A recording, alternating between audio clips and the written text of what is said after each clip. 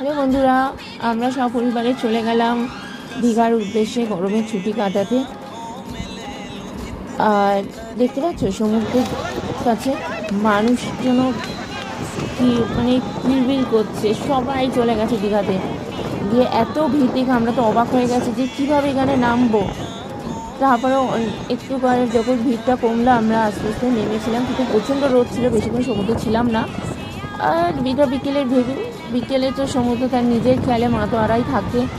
আর ভাবছিলাম একটু নামবো, পাড় দিয়ে হেঁটে যাব, বাট এতটা ঢেউ ছিল, এত ঢেউ ছিল যে দূর থেকেই দেখতে ভালো লাগছিল।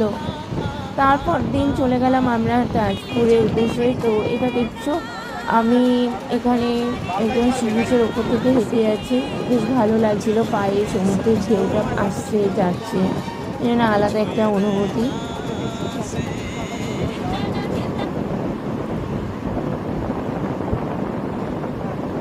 মানে সন্ধ্যেবেলায় আমরা চলে গেছিলাম দীঘার জগন্নাথ মন্দির।